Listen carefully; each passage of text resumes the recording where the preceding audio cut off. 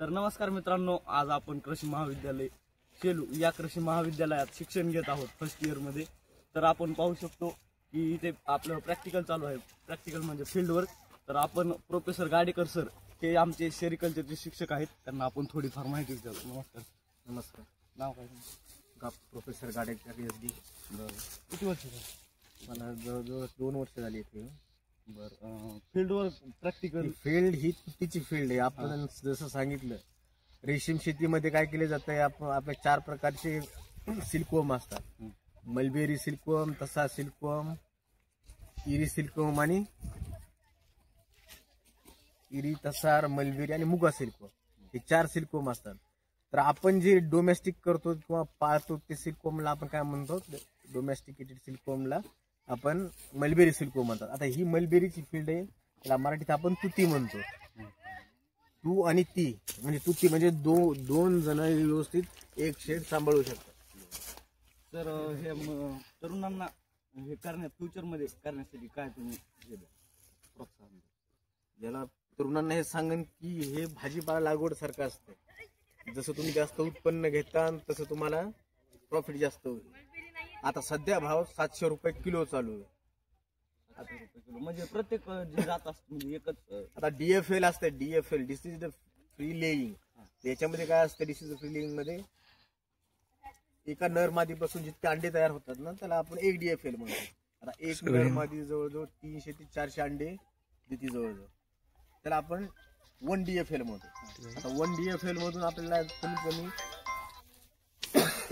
1 kilo पोसला मिळणं आवश्यक असतं। तसं आपण याच्यामध्ये 20 DFL करणार आहोत आपण, कारण आपल्याकडे तुतीचा पाला थोडा कमी आहे। ठीक आहे। तर जे 4 जाती आहेत आपल्या मलबेरीच्या, ते 4 मध्ये उत्पन्न सारखंच असतं? डिसीज नाही, सारखं नाही। बाकीच्या डोमेस्टिकेटेड नाही, बाकीच्या वाईल्ड स्पीसीज आहे। म्हणजे जसं तसार आहे ते याच्या झाडावर असते, आपल्या बोरीच्या पिंपळांच्या झाडावर असतात, म्हणजे लोक झाडावरती आढळून। आणि फक्त मलबेरी सिल्कवर्म असते की हे डोमेस्टिकेटेड आहे। आणि याच्यामध्ये जसं इरी सिल्कवर्म त्याला एरंडीचा पाला लागतो, तर इरी सिल्कवर्मचं जास्त प्रोडक्शन गुजरातमध्ये घेतले जाते। ते पण डोमेस्टिकेटेड न राहता ते सुद्धा त्या झाडावर त्या आळ्या सोडून सिल्कवर्म सोडूनच घेतले जाते। तर म्हणजे ट्रेडिशनल आपण जे उत्पन्न घेतो त्यापेक्षा हे आपल्याला फायदेशीर ठरू शकतं। फायदेशीर आहे। जवळजवळ हे वर्षभर जरी आपण केलं तरी आपल्याला 4 ते 5 लाखापर्यंत उत्पन्न होऊ शकते वार्षिक उत्पन्न, जर विचार केला। हे प्लांट किती दिवस चालतो सर एकदा केला? आता हा प्लांट अंड्यापासून तर पोचल्यापर्यंत जाण्यासाठी त्याला जवळजवळ 1 मंथ लागतो। 1 महिन्यामध्ये आपल्याला एक बॅच घेता येईल।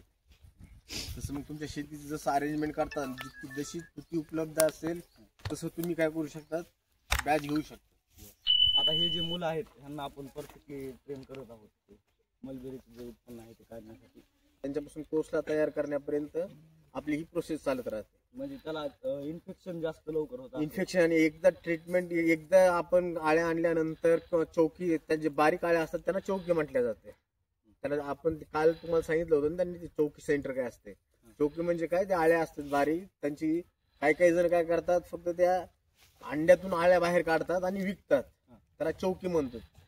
तसंच आपण सुद्धा काय करणार आहे, चौकी आणणार आहेत, त्या बारीक आळ्या ज्या सेकंड इन्स्टार पासून तयार झालेल्या आहेत त्या आळ्या आणणार आहोत आणि आपल्या त्या फील्डमध्ये, त्या सेरिकल्चर युनिटमध्ये आपण त्याची रेअरिंग करणार आहोत। सर ॲग्रीच्या विद्यार्थ्यांना फर्स्ट इयर पासून ते रावे जो प्रोग्राम असतो आपला फायनल सेमिस्टरला, तिथपर्यंत हा असतो का प्रॅक्टिकल सब्जेक्ट? नाही, हा आता प्रत्येकाचा सेमिस्टर नवीन आहे। पूर्वीच्या सेमिस्टर मध्ये लास्टला आहे मॉड्यूल असायचं, सिल्कवर्म कोकून प्रोडक्शन टेक्नॉलॉजी।